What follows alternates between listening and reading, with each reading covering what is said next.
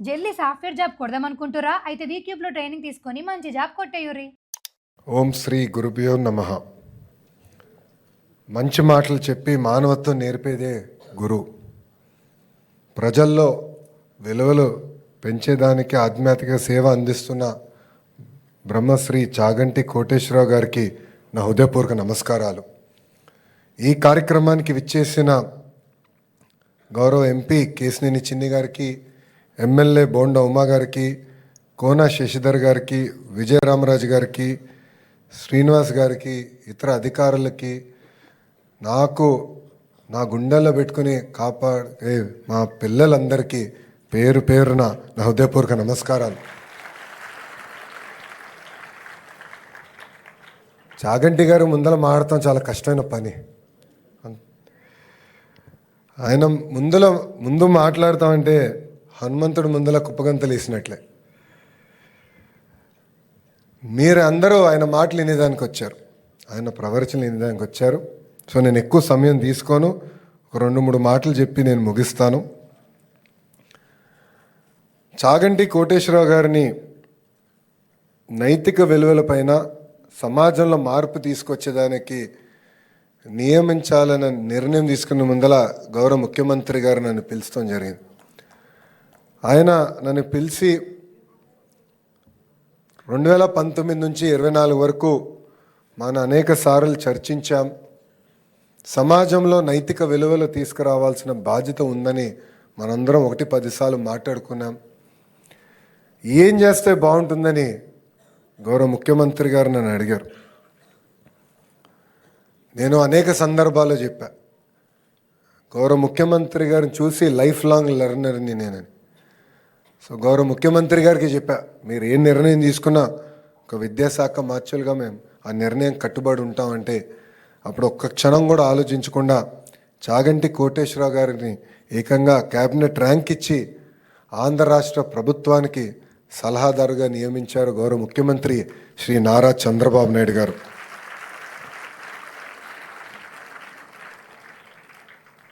ఇది ఒక పవిత్రమైన బాధ్యత.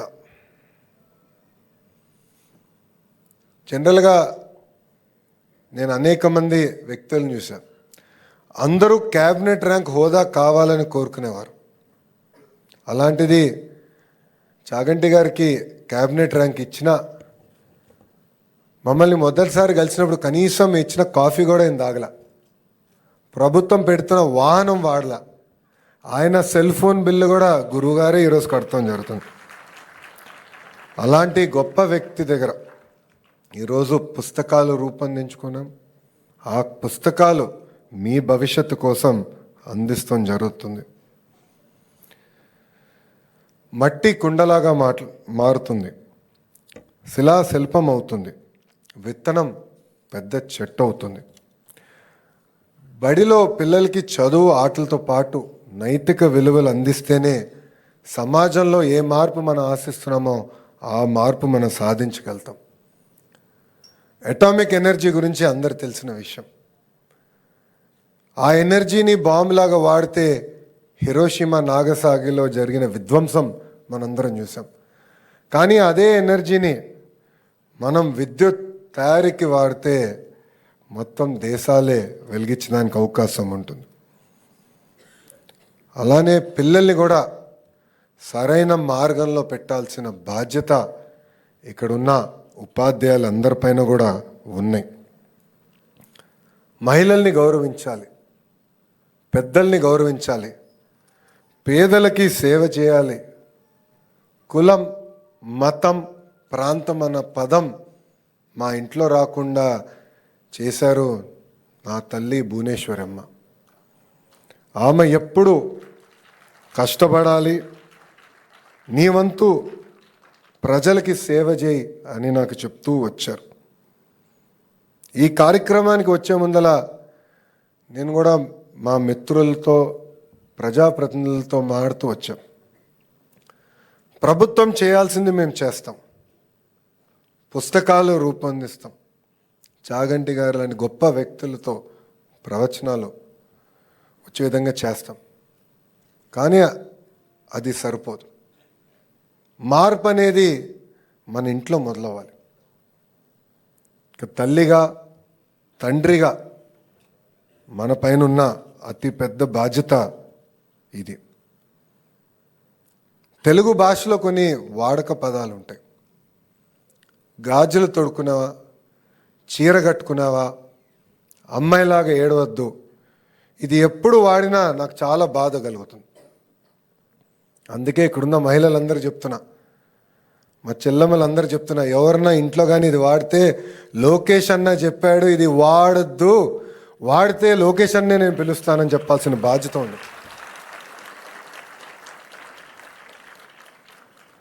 సమాజం ఎప్పుడు బాగుపడుతుందంటే మనం మహిళల్ని గౌరవించినప్పుడే బాగుపడుతుంది. అందుకే సినిమాల్లో, వెబ్ సిరీస్లో కూడా మహిళల్ని కించపరిచే విధంగా వ్యాఖ్యలు ఉండకూడదని నేను ఇప్పటికీ మన గౌరవ ఉప ముఖ్యమంత్రి గారితో చర్చించా, గౌరవ ముఖ్యమంత్రి గారితో కూడా నేను చర్చిస్తాం జరిగింది. దీన్ని మేము ముందరికి తీసుకెళ్తాం. ఇంతేకాదు, నేను మంత్రి అయినప్పుడు ప్రాథమిక పాఠశాలలు ఇస్తున్న పుస్తకాలను నేను చూశాను. దాంట్లో ఇంటి పనులు చేస్తున్న ఫోటోలు చూశాను. అన్నీ ఆడవాళ్ళు చేసే ఫోటోలే వచ్చినాయి. నేను అది 50-50 చేయమని అధికారులకు ఆదేశించాను. అది మొన్న మీకు వచ్చిన పుస్తకాల్లో ఆ మార్పు తీసుకొచ్చాం. ఇది నేను ఎందుకు చేశానంటే, నేను బలంగా నమ్మేది ఇంటి పనులు కూడా ఆడమగ ఇద్దరు సమానంగా చేయాల్సిన బాధ్యత ఉంది. నేను అమెరికాలో MBA చేసినప్పుడు ఫస్ట్ ఇయర్ అయిన తర్వాత నాకు పెళ్ళయింది. చిన్న వయసులో బ్రహ్మణికి నాకు పెళ్ళయింది. అప్పుడు పనులు మేము ఇద్దరం 50-50 చేసుకున్నాం. ఒకసారి ఆమె లాండ్రీ చేస్తే ఇంకోసారి నేను చేశాను. మాకు ఎలాంటి ఫీలింగ్ లేదు. అందుకే ఆ మార్పు సమాజంలో రావాలని మేము బలంగా నమ్మాం. యువగలం పాదయాత్రలో కూడా కొంతమంది పిల్లలు మా తెలుగుదేశం పార్టీ చొక్కా వేసుకొని వస్తే నా బాధ కలిగేది. ఇప్పుడే మీకు రాజకీయాలు అవసరం, దానికి టైం ఉంది, ఇప్పుడు చొక్కాది మంచి చొక్కా ఇస్తాను కానీ పార్టీ రంగులు వేసుకుని తిరగదని పిల్లలకి నేను చెప్తాను జరిగింది. ఎందుకంటే పిల్లల్ని నేను చూసినప్పుడు నాకు దేవుడు కనపడతారు. అన్కండిషనల్ లవ్ ఇస్తారు మనకి. ఆ పిల్లల్ని చూసుకోవాల్సిన బాధ్యత మనందరిపైన ఉంటుంది. కొన్ని నిర్ణయాలు మన జీవితంలో మనకు మార్పు వస్తుంది. ఆ నిర్ణయం నాకు యువగలం పాదయాత్ర. ఆ యువగలం పాదయాత్ర నేను చేసినప్పుడు చంద్రగిరి నియోజకవర్గంలో, నాకు ఇప్పుడు కూడా బాగా గుర్తు, చంద్రగిరి నియోజకవర్గంలో మహిళలతో ఒక సమావేశం ఏర్పాటు చేసుకున్నాం. ఆ సమావేశం ఏర్పాటు అయిన తర్వాత ఒక తల్లి నా దగ్గరకు వచ్చింది. మొత్తం కప్పేసుకుని ఉంది, కేవలం కళ్ళే కనపడుతున్నాయి.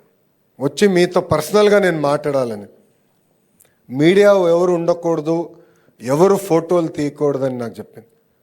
నేను కూడా ఆశ్చర్యపోయా. ఇప్పుడున్న తరం అంతా ఫోటోలు పిచ్చి, సెల్ఫీలు పిచ్చి, షార్ట్స్, ఇన్స్టాగ్రామ్ పిచ్చి. ఇది తల్లి ఎందుకు వద్దంటుంది అనుకున్నా. అప్పుడు ఒక రూమ్లో కూర్చుని తల్లి ఆమె బాధ చెప్పుకుంది. ఆమెకి 3 పిల్లలు ఉన్నారు, 3 ఆడపిల్లలు. పెద్ద పాపని గంజాయికి బానిసలు చేసి శారీరకంగా 30 రోజులు వాడుకున్నారు.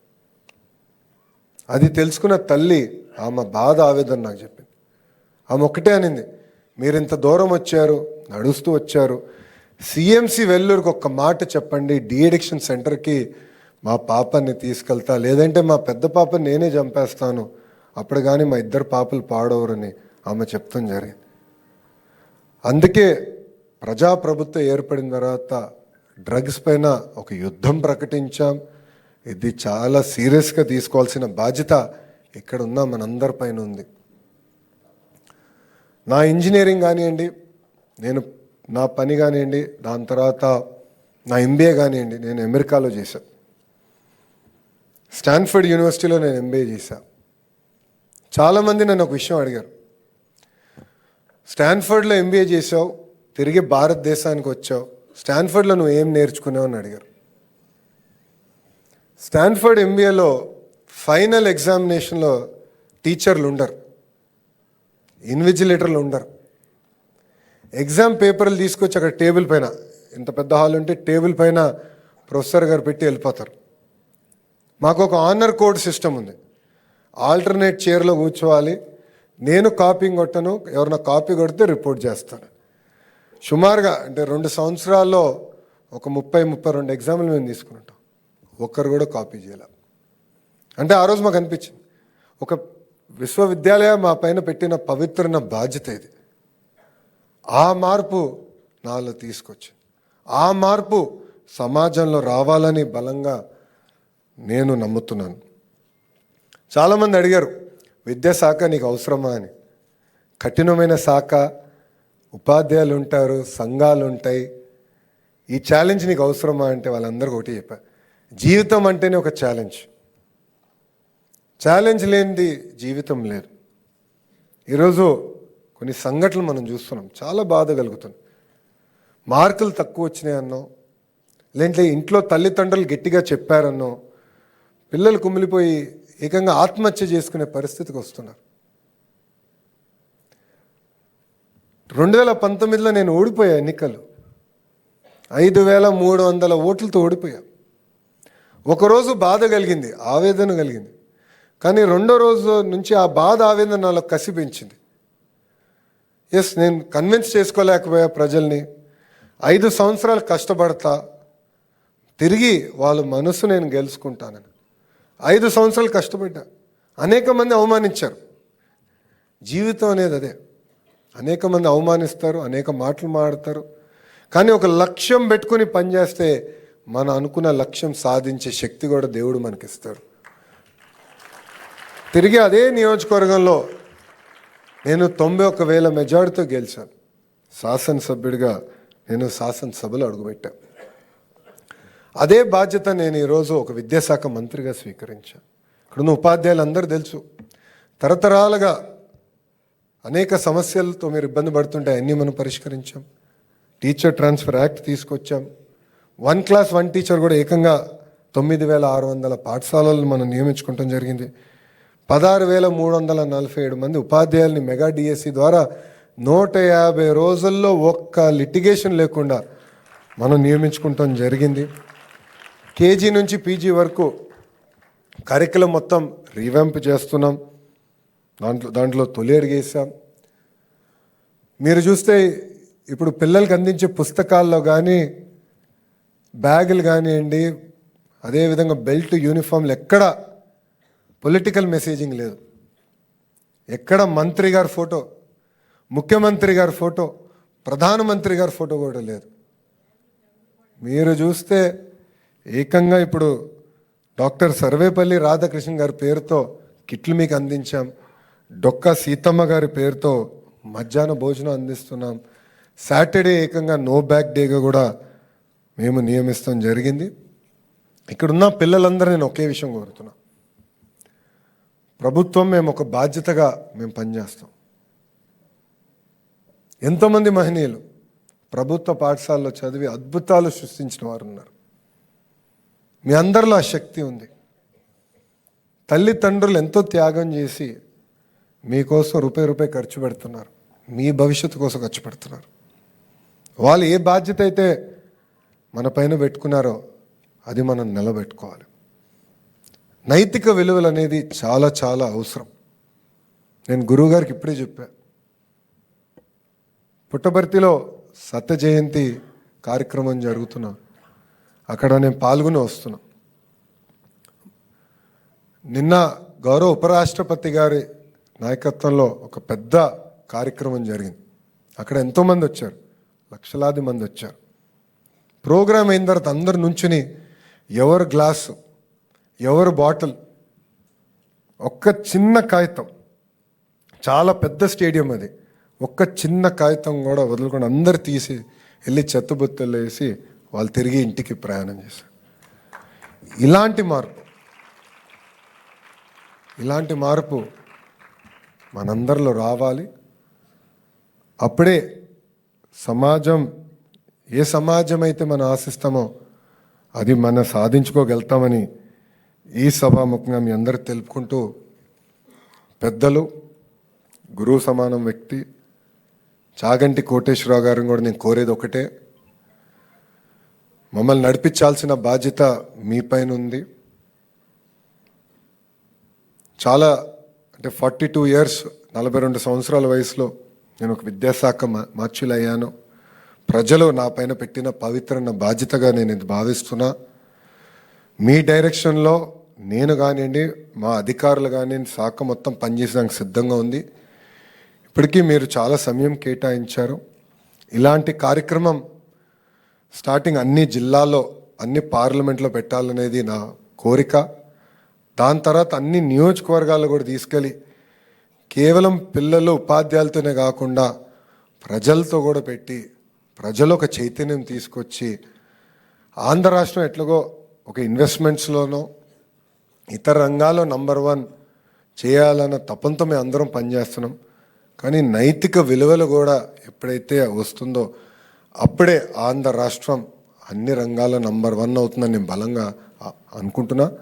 దానికి మీ గైడెన్స్ మాకు ఎప్పుడు ఉంటుందని ఈ సభాముఖంగా కోరుకుంటూ నాకింత అద్భుతమైన అవకాశం ఇచ్చిన మీ అందరికీ పేరు పేరున నా హృదయపూర్వక ధన్యవాదాలు తెలుపుకుంటూ మీ అందరి దగ్గర నుంచి సెలవు తీసుకుంటున్నా.